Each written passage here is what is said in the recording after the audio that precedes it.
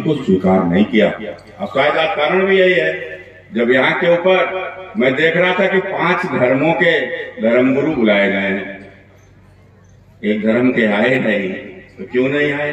अब सम्राट अशोक के स्तंभ की स्थापना है, मैंने जिन्होंने शांति का संदेश दिया हो, वो अशांति फैलाने वालों का क्या काम?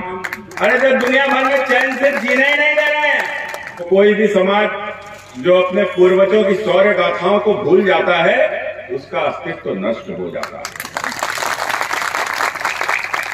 बताओ, जिस भारत में सम्राट चंद्रगुप्त मौर्य, जिस भारत में सम्राट अशोक, जिस भारत में सम्राट हर्षवर्धन जैसे महान शासक पैदा हुए हो, उस भारत की पहचान अकबर से बताई जाती है, उस भारत की पहचान बाबर से बताई जाती है, उस भारत की पहचान हुमायूं औरंगजेब से बताई जाती है।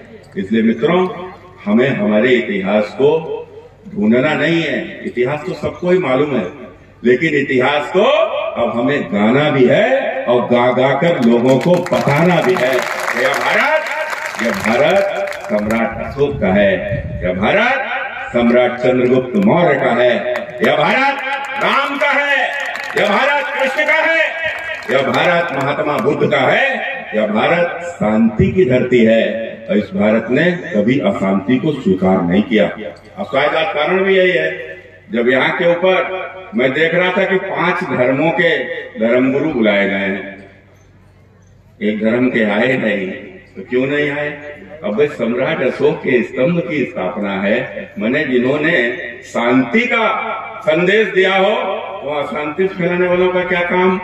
अरे जब दुनिया भर में चैन से जीने ही नहीं दे रहे हैं, चैन से जीने ही नहीं दे रहे हैं, किसी को भी नहीं जीने दे रहे हैं, चाहे यूरोप हो, चाहे एशिया, चाहे कोई भी देश हो। आपने देखा होगा पीड़ित किससे है? केवल इस्लामिक आतंकवाद, केवल इस्लामिक आतंकवाद। कभी कोई लादेन आ जाता है, तो कभी कोई बुखारी आ जाता है, कभी कोई आता है, तो कभी कोई आता है। किस प्रकार से धर्म के नाम पर जिहाद फैलाने की बात होती है। एक तरफ तमाम सारे धर्म जो धर्म के नाम पर शांति की बात करते हैं, और एक तरफ वो जो अशांति की बात करते हैं, उनको रोका भी नहीं जाता है। तो इसलिए मुझे इस बात की बड़ी प्रसन्नता हुई कि जहां पर शांति की स्थापना हो, तो वहां कम से कम अशांति को तो दूर ही रखा जाए, और रखा भी गया है।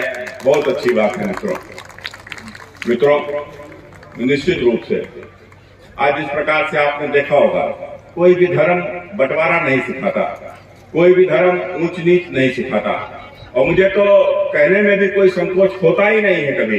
क्या जिस प्रकार से यहाँ के ऊपर सिख धर्म के गुरु बैठे हुए हैं, आज यहाँ के ऊपर बौद्ध धर्म के गुरु बैठे हुए हैं, यहाँ के ऊपर हिंदू, जो हम लोग एक हिंदू तो संस्कृति है, वो तो धर्म कहा ही नहीं जाता, धर्म तो सनातन है, वहाँ के भी यहाँ के ऊपर गुरु बैठे हुए हैं। और मैंने जब इस बात को कहा कि यह सभी लोग हिंदुस्तान की धरती पर ही उपजे हैं, हिंदुस्तान की धरती पर ही जन्मे हैं, चाहे वह गुरु गोविंद सिंह जी रहे हों, गुरु नानक जी रहे हों, हिंदुस्तान की धरती पर जन्मे।